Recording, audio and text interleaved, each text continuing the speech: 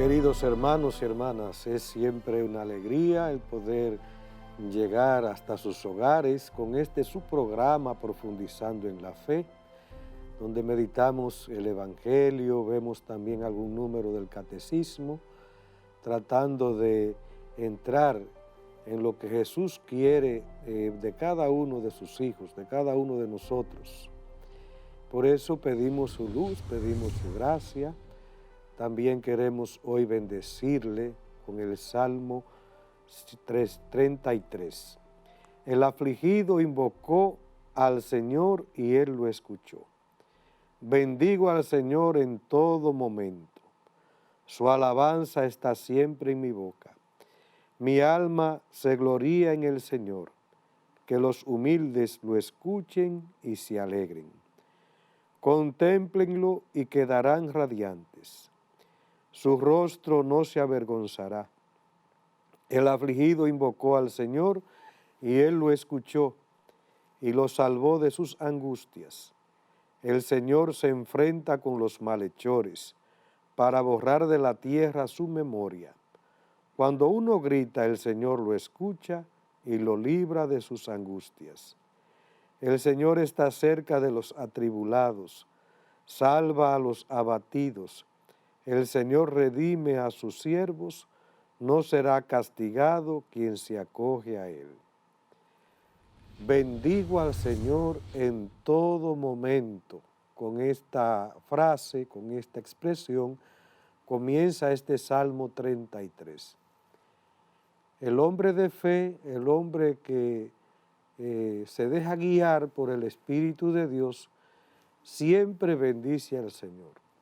Y lo bendice incluso cuando pasan cosas quizás no tan agradables en nuestras vidas, porque sabe que todo en definitiva a los que creemos contribuye para nuestro bien. Esa persona siempre vive gozosa, optimista. No lo frenan las dificultades, porque sabe bien en quién ha puesto su esperanza. Y por eso siempre en su boca hay una alabanza, hay una bendición al Señor. Gracias, Señor. Incluso por esto que me ha sucedido, que me ha dolido. Gracias, Señor, porque se ha hecho tu voluntad. Gracias, Señor. Esa es la actitud del hombre de fe. Y ese es el que invoca al Señor también en medio de muchas situaciones y ve la presencia de Dios, la ve ahí. A eso tiene que llegar el cristiano en su camino, en su itinerario, a esta madurez de fe. Bendigo al Señor en todo momento y su alabanza está siempre en mi boca, su alabanza. Y siempre está diciendo el hombre de fe, Señor, hágase en mí, hágase tu voluntad. En este momento también de oscuridad, en este momento de cruz, en este momento quizás de tristeza, de angustia por alguna situación, en esta situación de estrechez económica, bendito eres, Señor. Bendigo al Señor en todo momento. El Evangelio también de este día, muy ilustrativo, tomado de Mateo 21, 28, 32. En aquel tiempo dijo Jesús a los sumos sacerdotes y a los ancianos del pueblo: ¿qué les parece? Un hombre tenía 2 hijos. Se acercó al primero y le dijo: Hijo, ve hoy a trabajar a mi viña. Él le contestó: no quiero, pero después se arrepintió y fue. Se acercó al segundo y le dijo lo mismo. Él le contestó: voy, Señor, pero no fue. ¿Quién de los 2 cumplió la voluntad de su padre? Contestaron: el primero.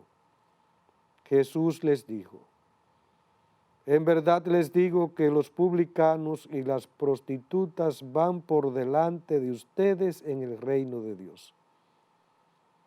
Porque vino Juan a ustedes enseñándoles el camino de la justicia y no le creyeron. En cambio, los publicanos y prostitutas le creyeron. Y aún después de ver esto, ustedes no se arrepienten ni le creen. Palabra del Señor. Gloria a ti, Señor Jesús. Es importante ver los interlocutores a quienes el Señor dirige esta parábola. Se está dirigiendo a los fariseos, es decir, a los que conocen la ley, los que conocen de la religión judía, y le pone entonces este mensaje. Miren, el padre tenía 2 hermanos y llama al primero y le dice, ve a mi viña, y dice muy rápidamente, sí, yo voy, pero a fin de cuentas no fue. No hizo la voluntad de Dios. Ese decir fue de la boca para afuera.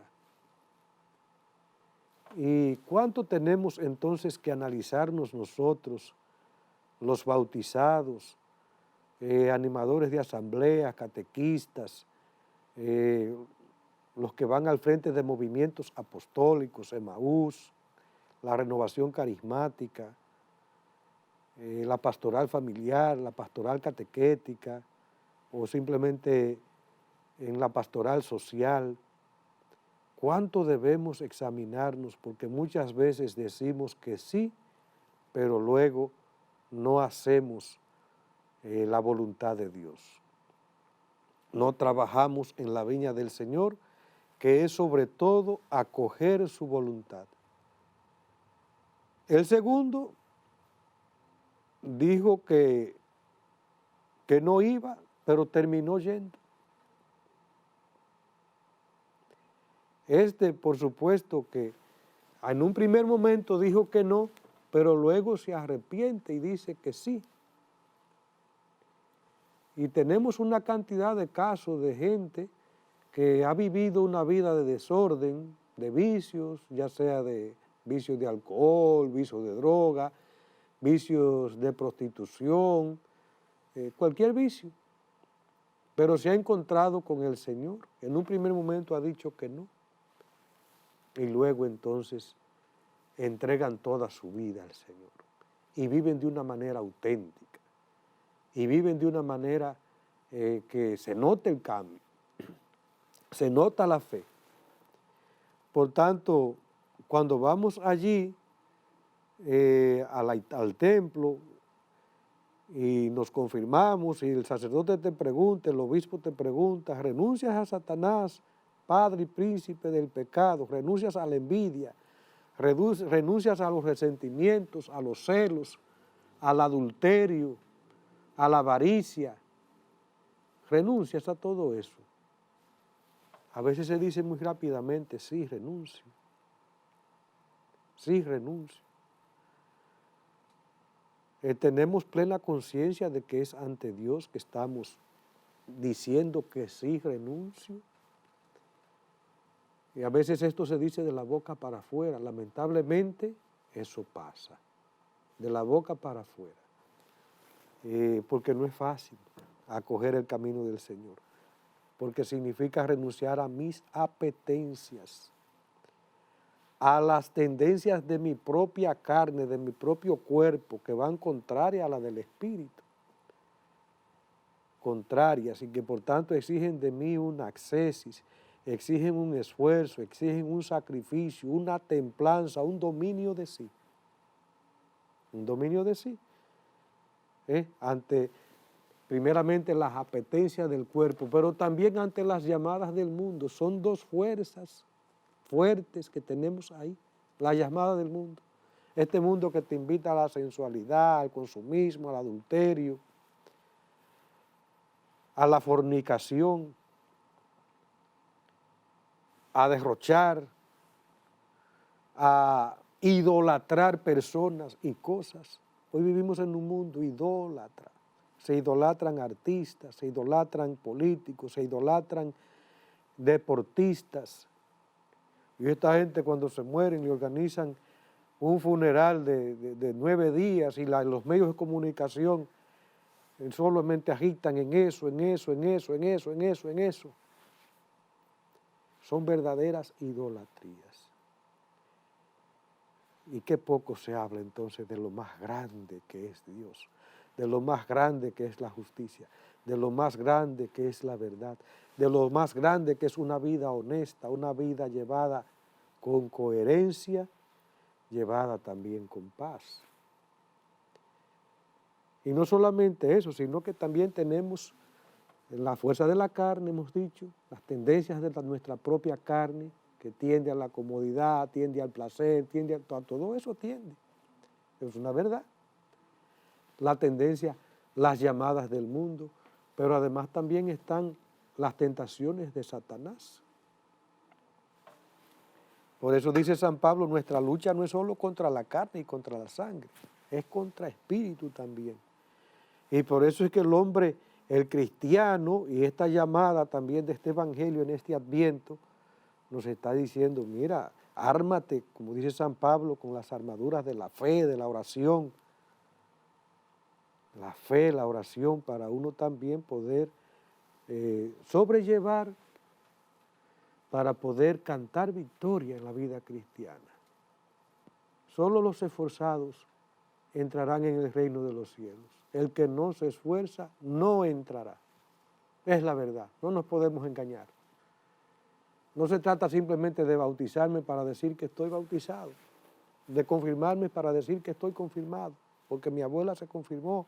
Muy bien, todo eso he recibido la fe y se valora, pero es sobre todo asunto de una decisión, de una opción por Jesucristo, opción por Él y opción por Él porque he descubierto que Él es el amor, que Él es la verdad, que me cuesta, pero es lo más santo, es lo más recto, es lo que me edifica, lo que me construye humana y cristianamente. Queridos hermanos, vamos a hacer una pausa y continuamos dentro de un momento en este su programa, Profundizando en la Fe, dejándonos iluminar por Jesucristo, que es el camino, la verdad y la vida. Bendito sea Dios.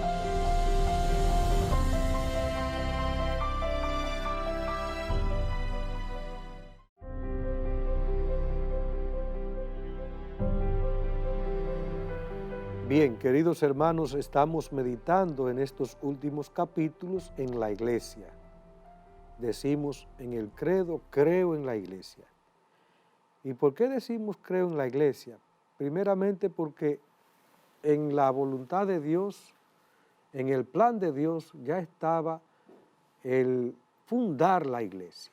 Y por eso Jesucristo funda su iglesia. La funda. Pero además también porque la fe que hoy tenemos nosotros, 2 siglos después de la muerte y resurrección de Jesucristo, después de ese acontecimiento fundante, esa fe que usted y yo profesamos pasa por la fe en la iglesia. Hoy usted y yo creemos y tenemos la riqueza del Evangelio y de las cartas y de las Sagradas Escrituras, gracias a los apóstoles, gracias a los evangelistas. Hoy usted y yo celebramos la Eucaristía y hemos sido bautizados y recibimos el perdón de los pecados gracias a estos primeros hombres que fueron la iglesia, gracias a esa primitiva comunidad cristiana, los corintios, los efesios, los macabeos, los hebreos, perdón. Esas primitivas comunidades cristianas que vivieron la fe y que fueron transmitiendo esa misma fe de generación en generación hasta hoy. Creo en la iglesia. Y en torno a 2 elementos de lo que es la iglesia giran otros símbolos que vamos a ver ahora. ¿Y cuáles son esos 2 elementos? Primeramente, la iglesia como pueblo de Dios. La iglesia es fundamentalmente pueblo de Dios, por naturaleza es pueblo. Es un pueblo entre otros pueblos. Y por eso en cada nación, en cada cultura, no importa cuál cultura o cuál nación sea, ahí se constituye la iglesia como un pueblo que se reúne, como un pueblo que tiene su ley, como dice el prefacio aquel de Cristo Rey que hemos visto en días pasados, un solo pueblo nuevo que tiene como meta tu reino, como estado la libertad de tus hijos, porque quiere vivir en la verdad y la verdad siempre nos libera. Tiene como estado la libertad de tus hijos y a esa libertad aspira desde lo más profundo del alma y un día, aún más allá de la historia, va a vivir esa libertad plena, que tiene como meta tu reino, como estado la libertad de tus hijos, como ley el precepto del amor. Un pueblo, somos un pueblo con una constitución que es la palabra de Dios, que son los mandamientos de Dios, con una patria no tanto terrena, es sobre todo una patria celestial, somos ciudadanos del reino, esa es nuestra ciudadanía. Es allá donde ese pueblo estará en plenitud de lo que es como pueblo de Dios. Pero el otro principio es Jesucristo como cabeza. Jesucristo es cabeza de ese pueblo, cabeza de la iglesia. Los dos elementos entonces fundamentales.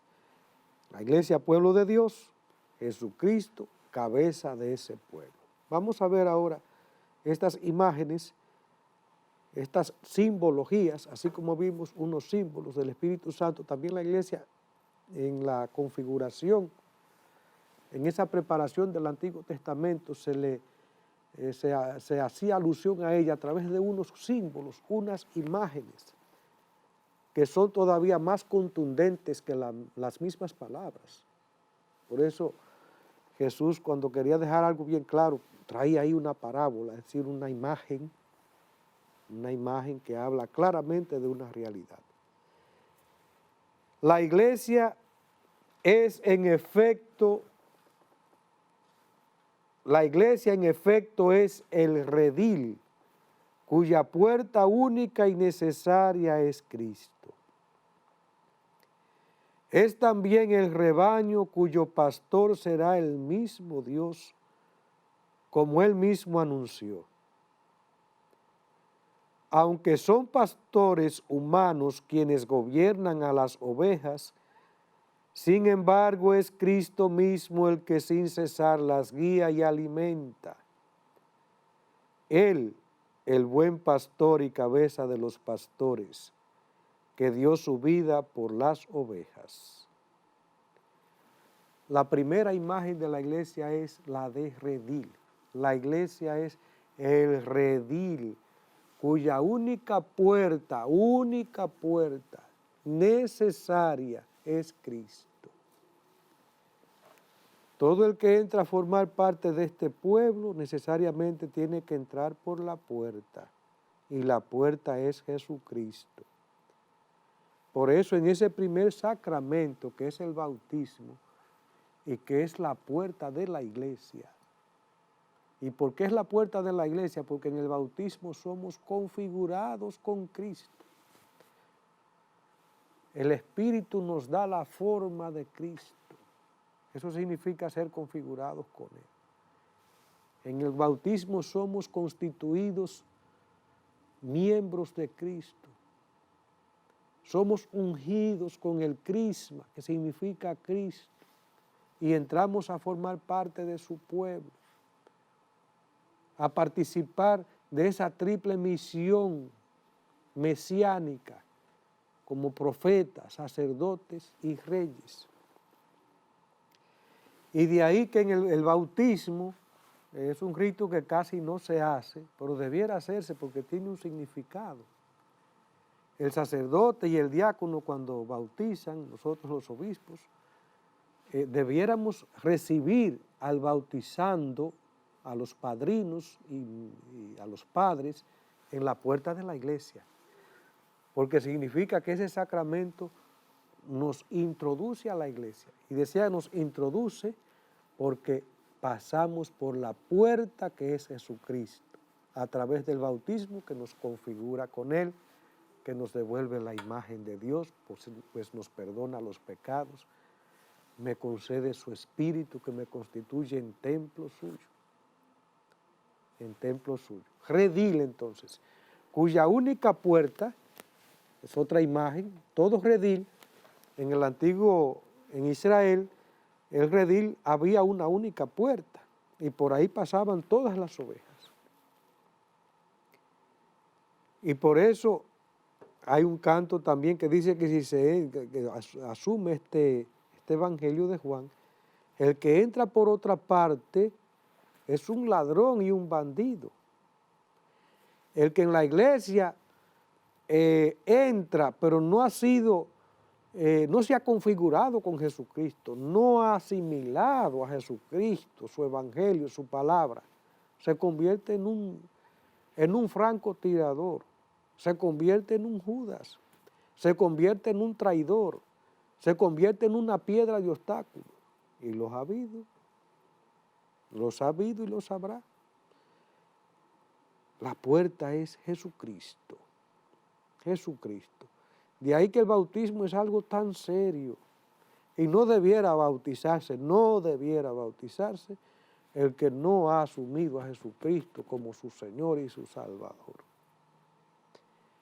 Y el papá y la mamá y los padrinos que no están dispuestos a formar a ese niño que recibe la fe de una manera inocente, sin saber, sin tener conciencia de lo que recibe, y por eso papá y mamá son los responsables de transmitir esa fe, de enseñar a ese niño a orar, de llevarlo al templo, de enseñarle los valores cristianos. Y el catequista naturalmente también va a seguir insistiendo en eso, y la Eucaristía, y la comunidad cristiana. Todos estamos llamados a cooperar para que ese niño que ha sido bautizado asuma la vida cristiana y luego cuando se confirme él mismo diga, yo creo en Dios Padre. Por eso la pregunta en la confirmación, ya cuando el niño está mayorcito, cuando ya tiene la edad conveniente para que él haga una decisión por Jesucristo después de un proceso de catequesis, pero sobre todo esa preparación en la familia, porque la catequesis es solo una preparación, como quien dice, próxima, pero la preparación remota, y de ahí que los primeros catequistas de los niños son papá y mamá, que tienen esa responsabilidad, no solamente de ayudar a ese niño a crecer físicamente, sino también espiritualmente, como hicieron María y José con Jesús, quien iba creciendo en estatura, en sabiduría, en gracia de Dios. La iglesia es redil, y ese redil tiene una puerta, que es Jesucristo, y ese redil tiene un pastor, que es Jesucristo. Y por eso donde quiera que hay un sacerdote, y hay un obispo, y hay un diácono,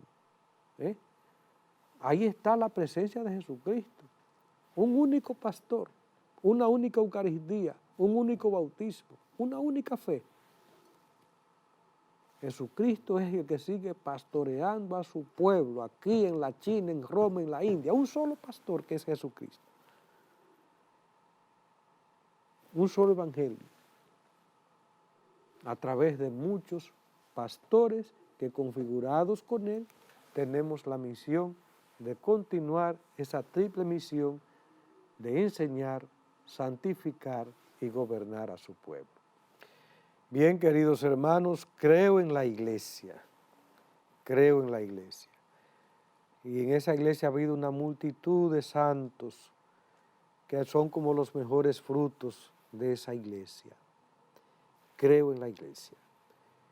Y hemos dicho que la iglesia es pueblo de Dios y la cabeza de ese pueblo es Jesucristo, y en torno a esos dos elementos están las otras imágenes. Hemos visto la imagen del redil, y dentro de la imagen del redil está la puerta y está el pastor. Son como los dos elementos fundamentales, la puerta, y ambas cosas es Jesucristo. Él es la puerta, Él es también el único pastor de este único redil que es la iglesia. La iglesia es labranza o campo de Dios. En este campo crece el antiguo olivo cuya raíz santa fueron los patriarcas, y en el que tuvo y tendrá lugar la reconciliación de los judíos y de los gentiles. El labrador del cielo la plantó como viña selecta,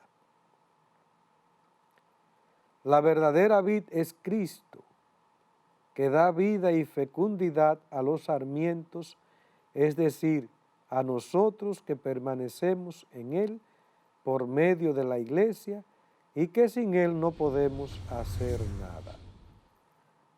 La otra imagen de la Iglesia es la de labranza. Labranza, esto es una imagen del mundo agrícola, del mundo de la cultivar la tierra. La otra pertenecía al mundo pastoril. Son dos culturas, la pastoril y la agrícola. La iglesia es labranza. Y en esa labranza hay un antiguo olivo. Ese antiguo olivo es el antiguo Israel, podríamos decir, cuya raíz son los patriarcas. Ahí entronca nuestra fe. Y por eso qué hermoso es ver la historia de los patriarcas, de Abraham, de Isaac, de Jacob, sobre todo la historia de Abraham, que es padre en la fe. Toda esa historia, padre en nuestra fe, y que tanto nos edifica. Y en ese antiguo olivo, de ahí nace, de ahí brota una nueva rama, dice.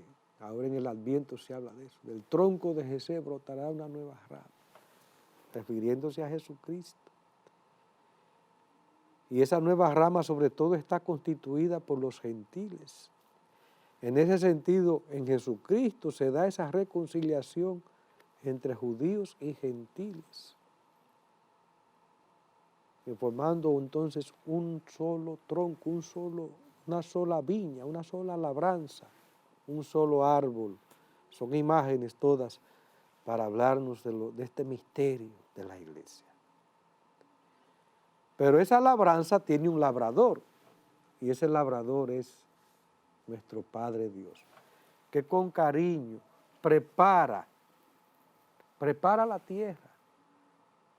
Por eso todo el pueblo de Israel fue, y todo el Antiguo Testamento, una preparación. Pero también a nivel personal, el Señor nos prepara a nosotros. Nos prepara. No puedo yo acercarme a la comunión, ni al bautismo, ni a la confirmación, ni al sacerdocio, sin una preparación. ¿Y quién es que me prepara? El único labrador, Jesucristo, arrancando de mí los abrojos, los malos deseos, todas esas cosas que dañan la tierra, que no hacen que produzca sus frutos. Hay una preparación, y es Dios quien me prepara a través de instrumentos humanos.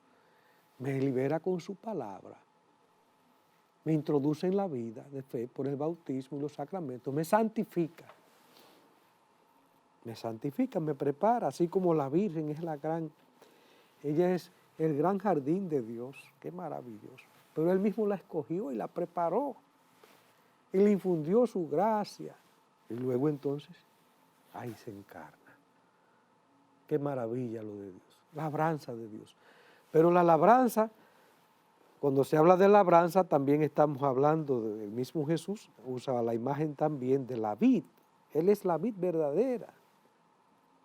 La vid verdadera. Nosotros somos los sarmientos, las ramitas, que injertados en esa vid podemos entonces gozar de la riqueza de la savia que brota de esa vid, del espíritu que fluye, que baña toda esa vid y nos hace producir los frutos que Él espera de nosotros. Queridos hermanos, hemos llegado al final de este programa y desde el Salmo tan bonito de este día, bendigo al Señor en todo momento. Luego la gran enseñanza de estos dos hermanos. El primero que dijo que iba, pero no fue. Yo soy ese hermano, el que dijo que iba, pero no fue. O soy el segundo que dijo que no iba, pero fue. Y es una llamada sobre todo a nosotros, los que estamos dentro. Por eso dice Jesús, las prostitutas, los pecadores públicos, los publicanos, ¿les llevarán ventaja a ustedes? Porque esos dijeron que no, pero luego acogieron la fe con tanta devoción, con tanto amor, e hicieron una opción real por Jesucristo, por su evangelio, por su palabra. Le llevarán la delantera. Qué pena sería que nos lleven la delantera, nosotros que hemos recibido tanto de Dios, tanta gracia, y conforme hayamos recibido será el juicio.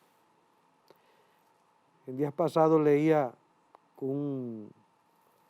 una catequesis del santo cura de Ars y decía él que el infierno no va a ser igual para los gentiles que se condenen y los que estamos dentro, que Dios libre. Pero es una realidad, también lleguen a la condenación. Será un sufrimiento distinto. Porque a quien se le dio más, se le enseñó más, recibió más gracia, tiene una responsabilidad mayor. Y Dios es inmensamente justo, pero también es inmensamente misericordioso, pero también es inmensamente justo. Ahí nos vamos a ver con la gran verdad. Por eso, como dice San Pablo, tomemos en serio esta vida cristiana, esta vida de fe, esta oportunidad que el Señor nos da cada día de hacer el bien, de vivir en Él. Luego vimos estas imágenes de la iglesia, apenas vimos dos, en torno a la iglesia como pueblo de Dios y Jesucristo como cabeza de ese pueblo.